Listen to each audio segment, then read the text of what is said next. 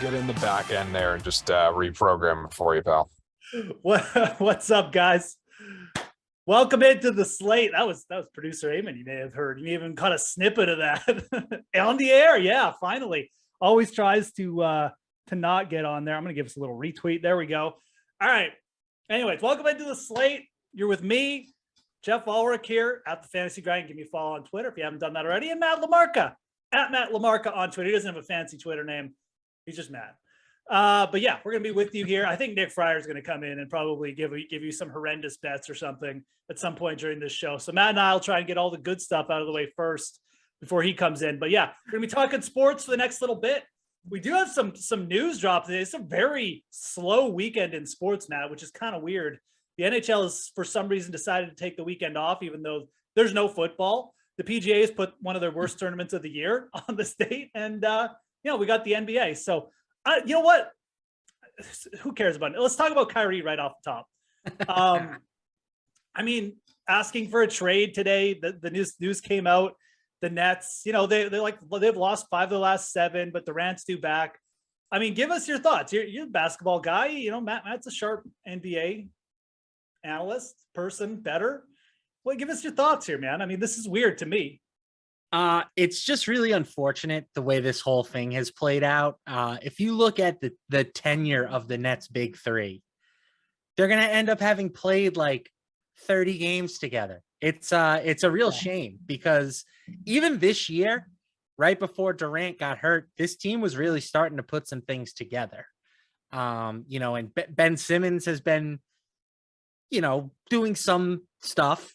Not playing like an all-star like he was in Philly, but he's been doing some things, and Seth Curry's good, and TJ Warren's coming back, and they were a team that were looking like possibly the biggest threat to the Celtics in the East. Right. And now all of a sudden, Kyrie has said, I can't sign an extension with this team, so I don't want to play there anymore. And has demanded a trade. Reportedly, he wants to go to either Dallas, the Lakers, or the Suns. We'll see if any of that can happen. I mean, the Suns and Nets were kind of rumored to be a sign and trade team this offseason, back when Kevin Durant was rumored to be on the move.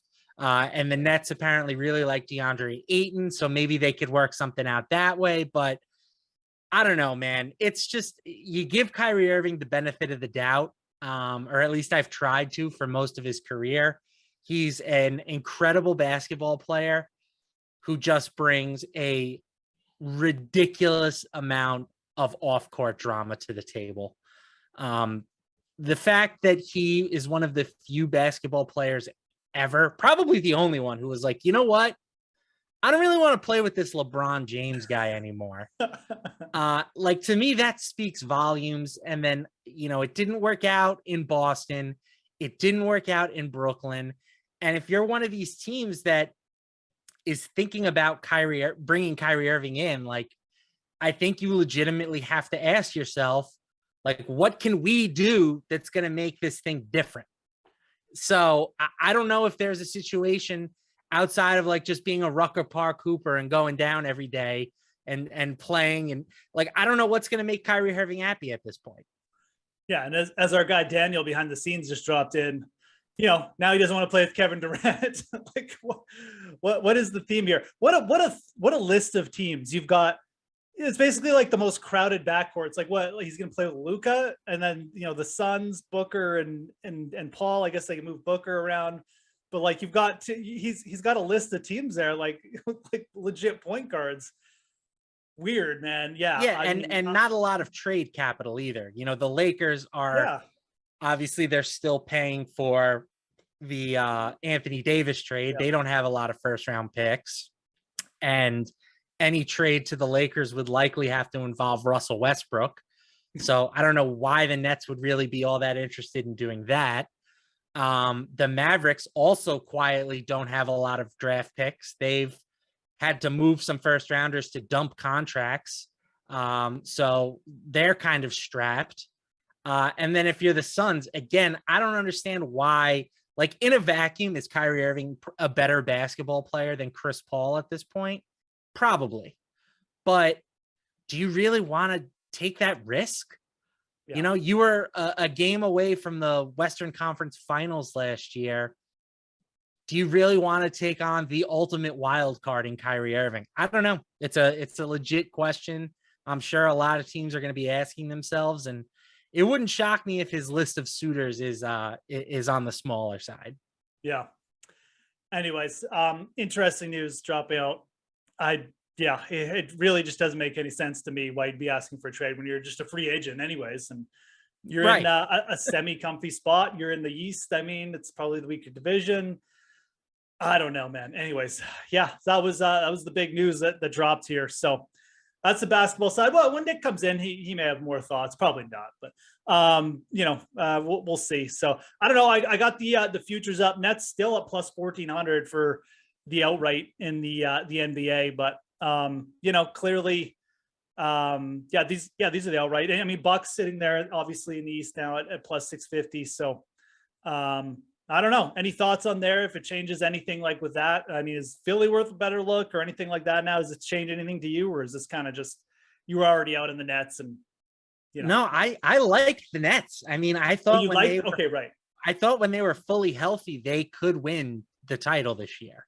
Yeah. But obviously that's now looking like a major question mark. And there's a chance that Irving doesn't get traded and he has to, but then again, he might just say, okay, if you're not going to trade me, I'm not going to show up. Like literally everything is in play with this guy. Yeah.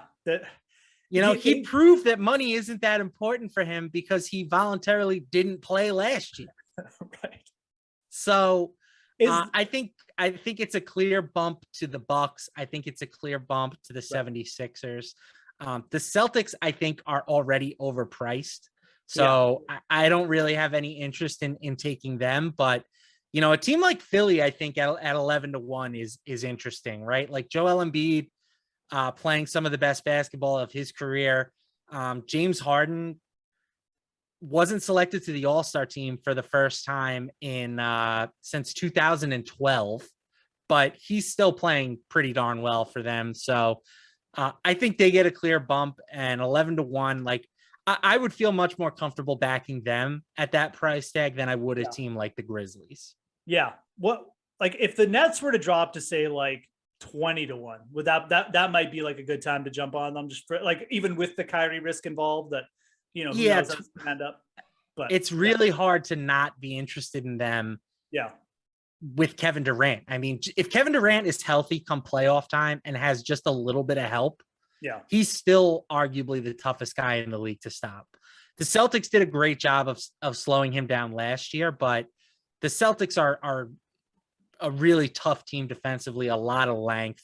And, again, that series a couple of years ago against the Bucks, where it was him and Giannis just kind of trading shots back and forth. Some of the best basketball I've ever seen. Like, it's hard for me to write off any team that has a healthy Kevin Durant, but it's the same thing it's been with Brooklyn for the last 3 years. It's just question mark on top of question mark on top of question mark. Yeah. When those three went there, I was like, oh, I mean, we're going to see, it may take them a year, but eventually you'll see that pay off. It's just like, you're right. Like it never materialized. It is unfortunate in a way. I really thought like they had like done something where it was going to, end up with a couple championships or something, but No, I Those think guys I was never- thinking about this earlier. I think Kyrie Irving's career, we're going to look back at it and it's going to be the weirdest non-injury related outcome for any player ever. Like with a lot of these guys, it's like, oh, they suffered this debilitating injury, like Grant Hill. You know, Grant Hill would have been an all-time great if not for injuries. Yep. But with Kyrie, it's like all self-inflicted wounds. It's just a bizarre turnout. Yeah. Yep. So, I mean, pretty much par for the course here, you know, for him. Maybe he just wasn't in the news enough lately. Who knows? But anyways, you got the odds up there. As you said, Matt gave you a good breakdown of the East and what it's kind of looking like now. So 76ers looking a little bit more appealing, obviously, with that, with this news, potentially going to take Brooklyn down a step, but who knows how this is going to work out. I mean, Kyrie, honestly, at this time of the year too, if he's giving a short list, the most likely scenario is probably he just stays or he holds out. So there's still some hope that he ends up, you know, just playing out the string with the Nets. Again, he's a free agent at the end of the year. So I don't know. Anyways, let's unless you got anything else for NBA since we started it. Do you want to transition or do you got something for tonight or anything like that? Or no, let's move on to football. okay. Yeah, I mean we can always drift back to it. I'm sure Fryer's been cooking up something, you know, it's probably why he's late. But you know, let's go to the big game here, man. I mean, you know, and again, shout out to Matt. I mean, you know, we talked about this before the show. You know, there's some weird things that happen with the games, but you know, Lamarcky nailed the two sides last week. You told me to just stick with Philly, even though the public was on them, and then you said the Chiefs were just being a little bit discounted, that the sharps were on it, and you should be following that money. So 2 for 2 for you. Let's get your thoughts here off the top on how you're looking at this game, how you think it might break down, anything big that stands out, and you know, just where you think people should be looking, just in the main lines to start, and then we'll dive deeper. So like the way I'm thinking about this game right now is there are 3 like major talking points for me. Number 1 is how good are the Eagles, right? I mean, as far as like a Super Bowl team, this is probably one of the least untested Super Bowl teams in recent memory. They did not play a tough regular season schedule. They have not really seen a tough test during the playoffs. Now, last week's game could have been a tough test, but of course, when you're facing a team that doesn't have a guy that can throw the ball in the second half, things are going to be pretty easy for you. So the Eagles are a team that passed the eye test, but as far as like actual on-field results, we just don't have a ton of information with this team. 2, how much do you want to trust some of these Chiefs trends? You know, for example, Patrick Mahomes as an underdog or a small favorite has historically been money. He covered, you know, last week in that situation. You've also got Andy Reid coming off of a bye. Historically, Andy Reid, one of the best in the business at covering the spread and winning outright when coming off of a bye, playing against his old team. So I think from a trends perspective, the Chiefs are probably the team that you're looking at here.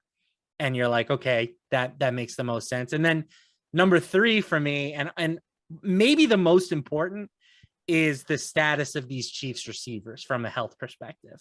Right. And I thought one of the big talking points of the second half of that game last week for Kansas City is that they did not have anybody that could really get open, right? Without Juju Smith-Schuster, without Kadarius Toney, Patrick Mahomes had to start moving around a little bit more, putting more pressure on that ankle, and he was able to get away with that against the Bengals. But it's a much different story against an Eagles team that has some elite cornerbacks and possesses the best pass rush in football. So if they don't get significantly healthier at receiver before kickoff, I think that is a pretty big factor. So those are the 3 things that are kind of going through my mind when I think about this game right now. All right. Bringing in third wheel here, Nick Fryer. What's up, buddy? How you doing? Doing great, man. What's up, Matt? Nick, I think this is my first time I've ever been on a show with Nick. This is the first time. I'm very excited. This is a huge upgrade from the normal what I have to deal with on Wednesday. Wednesdays are just me and Emerson bully Nick for the entire show. Okay. So now you just have to deal with me bullying you. coward. But look, Lamarca gave us his thoughts. Don't you don't have to dive too deep into it, but did you hear most of it first of all? And then, you can react to it, but give us your quick thoughts. Just give us which way you're leaning here, just for the line off the top. Well, I am leaning. I did hear quite a bit of what Matt was talking about, but I am leaning towards the Eagles in this one. But one play that I actually did want to talk about, the one I'm most excited about, I haven't written up the props thing for DK Nation yet, but this is one I'll absolutely write up. Patrick Mahomes to throw an interception. It's only at -105, which I'm kind of surprised by. I know he hasn't thrown an interception over the last 3 games, so for him that's since week 16. But to me, that means he's due. And prior to that 3-game stretch, he'd logged an interception in 9 of 16 games. And also during that stretch, that 16-game stretch, he'd only logged consecutive interceptionless games twice. And both of those stretches only lasted 2 games. So he's, again, due. And then when you look at Philadelphia's side of it too, I know they didn't have an interception last week, but again, makes in my mind that makes them do. They've logged interception in 12 of 19 games this season, and they only had one stretch all season where they didn't log an interception in consecutive games. That was a 3-game stretch. So again, they could build on that, but in the wrong way. But it seems highly unlikely. And again, last game didn't have to put in a whole heck of a lot of effort too. So to me, I'm stunned that this is only at -105 right now. Yeah, no, I mean, look, pass rush for Philly, the best. They're first in pass DVOA. I mean, I think they were 3rd in turnovers. There's going to be some sticky spots for Mahomes in this game. Absolutely. I don't mind it. I agree. I think that the number is actually a little bit higher than it should be. I think it comes down to people just not liking to bet against Patrick Mahomes in categories like this. I'm not as bullish on the Eagles interception. I think they're going to run the ball a ton. They've been running the ball. I think they're going to have success doing that. It's certainly at a nice number to look at, but I think Hurts only threw his 6 interceptions this year. So I think it was around that number. So yeah, I definitely on you with the Mahomes one though. Since we moved to the passing category, I mean, let's stick with it. I'm just curious. So when it comes to the other one I have on my radar is Hurts under 204. It's at, last I checked, it was 242. I can't tell on our screens right now. 241 now. So 241. Okay. And that makes sense. It was at -125. So it was due to drop down a tick. I'm not as excited about this one. So I got to wait before I write that up. But right now I am leaning towards, if I'm going to take this play, I'm going to go with the under on this one. I talked about it last week too. The under did hit now, and obviously a much different circumstance in terms of the game tempo, game script, and everything. But I still, in this situation, Hurts just doesn't go over this number a lot. So I'm curious if you guys are leaning either way on one of these. Mahomes was the only one last week who went over on his passing prop. I think Burrow just barely went under because he ended up with 270 yards and he was somewhere in the 270s for his prop. So either way, I'm curious if you guys are leaning either way on those. Yeah. No, I mean, I'll let Matt answer that one first for sure. Yeah, I think it depends on how you see this game going, right? Like if you like the Eagles, and it sounds like Nick likes the Eagles, I'm leaning towards the Eagles. Like their most likely path to victory is they're just going to dominate in the trenches on this game, right? And the Eagles have been a dominant running the ball team all year.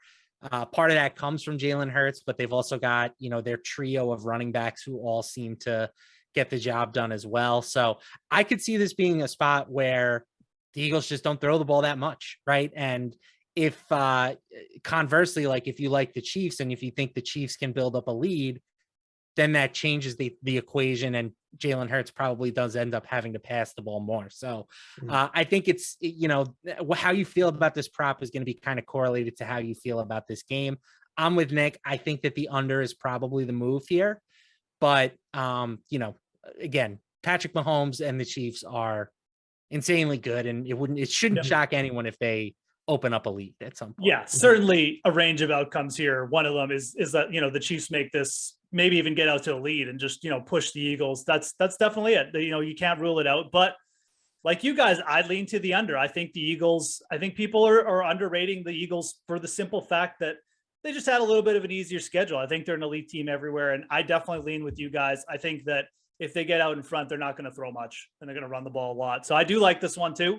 So we're all kind of round the unders here. Sounds like we're all kind of on the Eagles. And, it's funny, like at the start of the year, I don't want to say this is the only thing we get right, but like the start of the year when we went through futures, we were, I think it was Pierce and it may have been Fowler when he was still with us.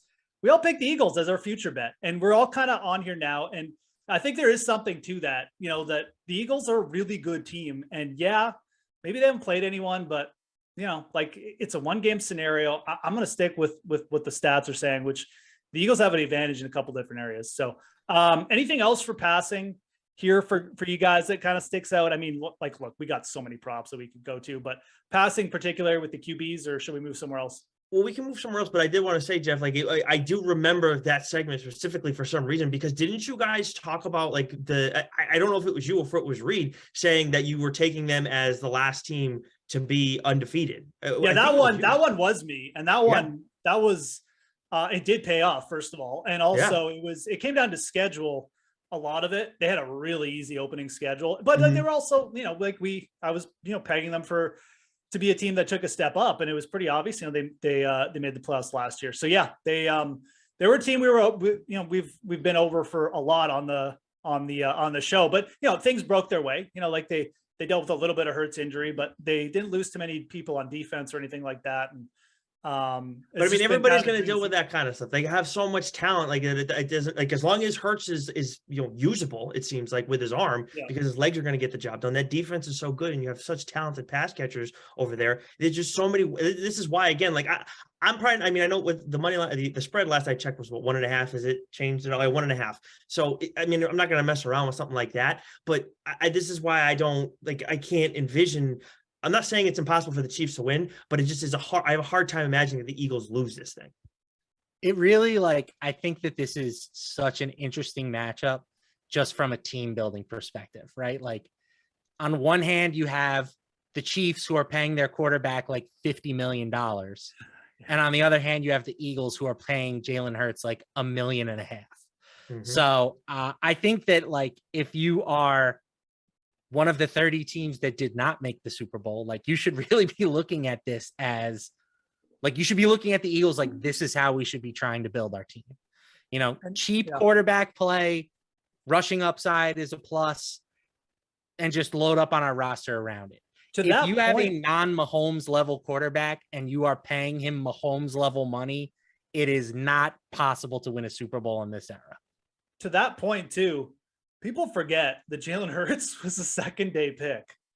I mean, you don't necessarily need the number 1 overall pick either to get a usable quarterback in the draft.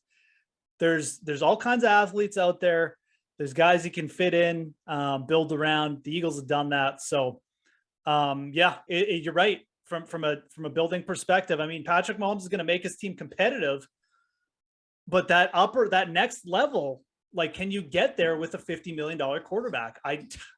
No, we usually. That's why I read all these Daniel Jones offseason pieces, and some team is going to pay him 30, 35, maybe even 40 million a year, and it's just comical to me. I just don't see how that can lead to winning a Super Bowl in 2023. Yeah. Well, I mean, and then to another degree too, obviously the 49ers had just, injuries left and right, and there's nothing they can do about it, but they still managed to make it as far as they did. And they did it with Purdy. They did it with Jimmy G. And I mean, this isn't the first year that those guys have done it, with Jimmy G largely carrying them throughout the course of the season too. So yeah, I mean, and I know the producers are talking about behind the scenes. This is kind of what the Patriots did. Obviously you were very fortunate to have Tom Brady, but and you didn't have the roster that the Niners have had this year, or even the group that the Eagles have right now, but you were still able to bring in enough talented guys when you have Brady at such a huge discount. It's a similar kind of thing, and we're seeing it with other teams. It's kind of nuts. I didn't think about it from an Eagles standpoint, but yeah, he's not getting any money.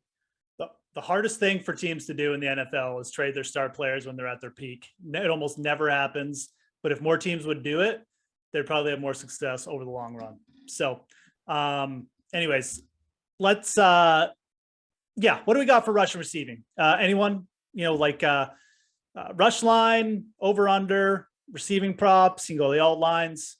You guys got some targets that you're kind of just I mean, it's early in the week. You don't have to give anything concrete. You can even just give me your thoughts. Doesn't matter. Anyone straight chalk Travis Kelce. The guy is just money in a bank. he's over at the prop is up a little bit this Good week. It's up to 78.5, but prior to last week, he had like 95 plus receiving yards, I think in 6 straight playoff games, maybe even 7. Yep. He had 17 targets 2 weeks ago. And the Eagles are a team that have been weaker against tight ends than they have been against receivers this season, just because their cornerbacks are so good. Now, I'm curious, like, to see if they try to match up one of those quarterbacks on Travis Kelce this week. But either way, I just think that this number is probably a little bit too low. Nick, what do you think?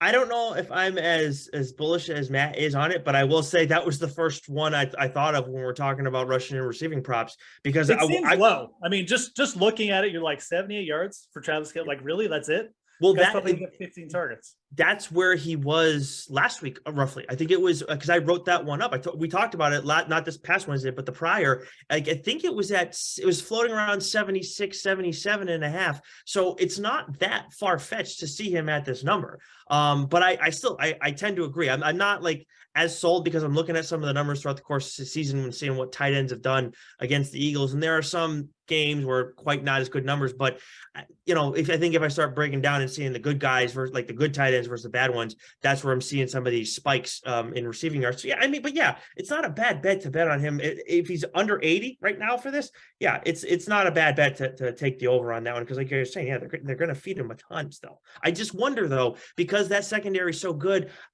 they're going to have to make an adjustment in some capacities, like make the other receivers and their running backs beat us. I know like Jerick McKinnon can go off, and like we're talking about Clyde coming back possibly, but if those are the guys that are going to beat you, then did you deserve to win? Please keep Clyde on the sidelines, bringing water to the other running backs. Yeah, if Clyde is playing, I'm going to increase my Eagles exposure. That's for sure.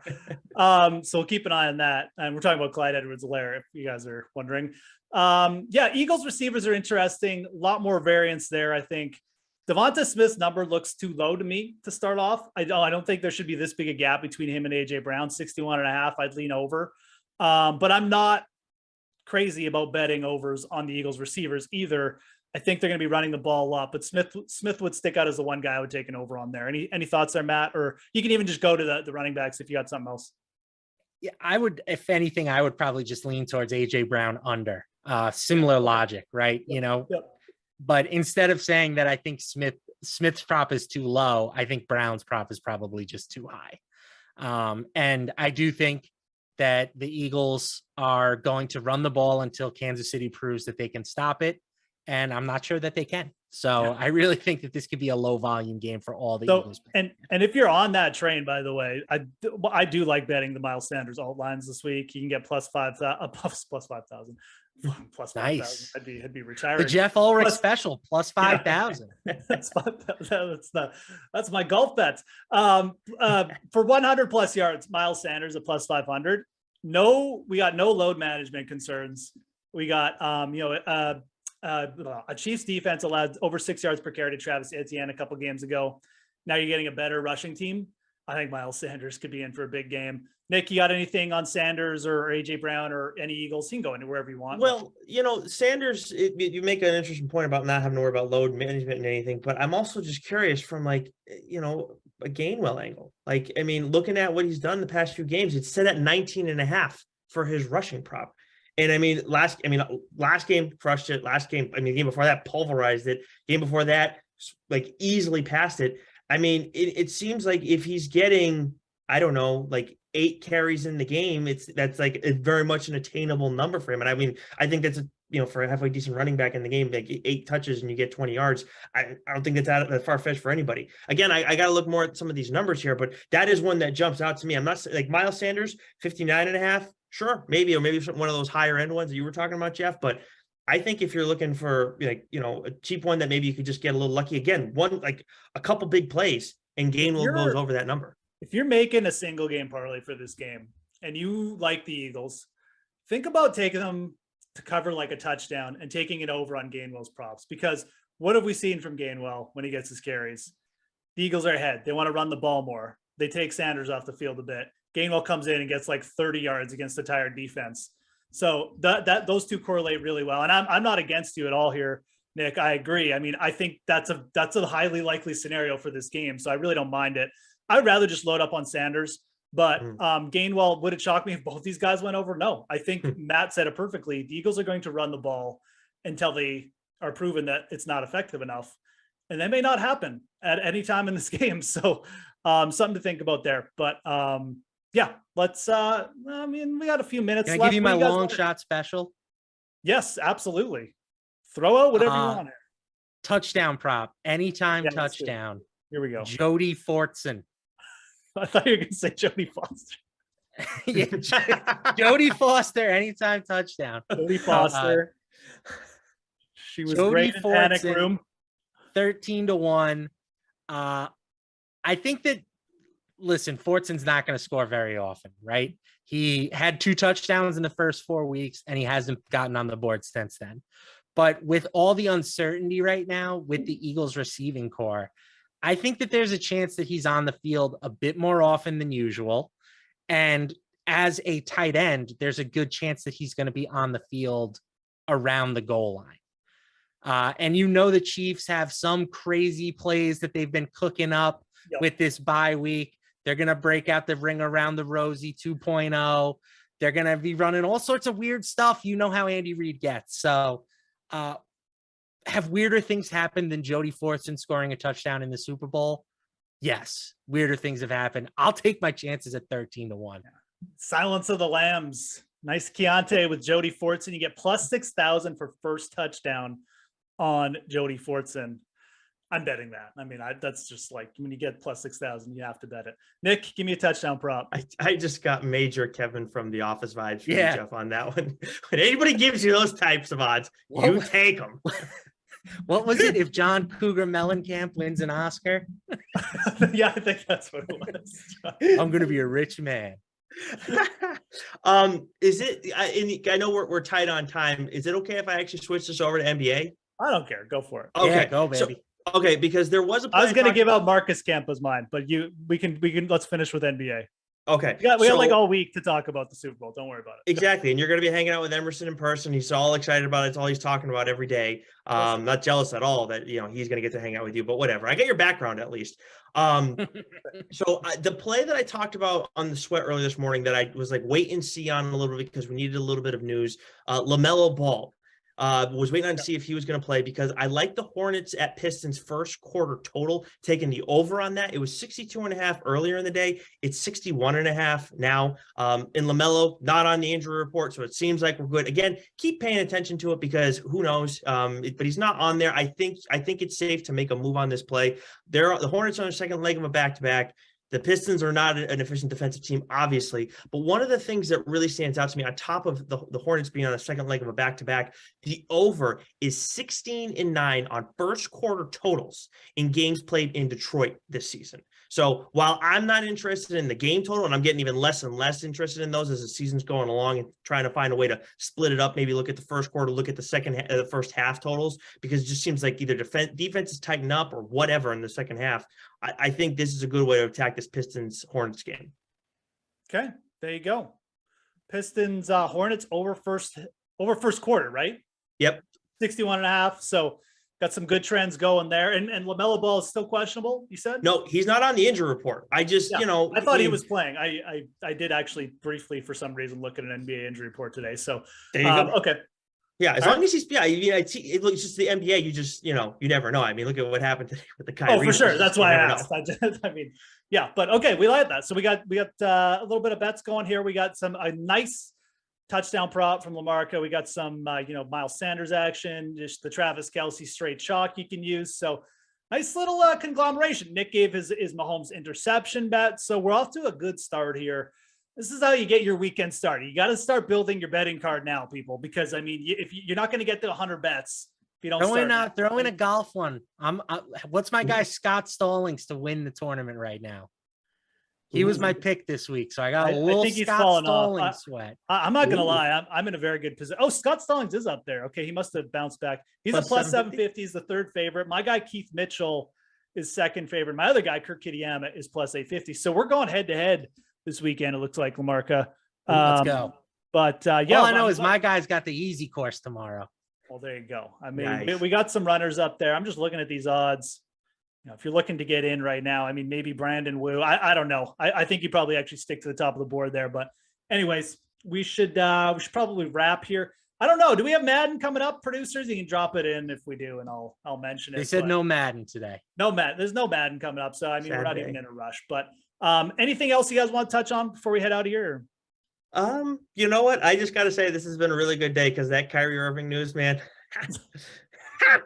Oh man, Lamarca, you're a Knicks fan, right? Yeah. What am I talking about? I really don't have a basketball affiliation, if we're being 100% honest. Okay. I mean, I look, after covering the Celtics for a period of time, like I don't necessarily either, but I will say all the rivalries that they have, and that same goes for like the Red Sox too.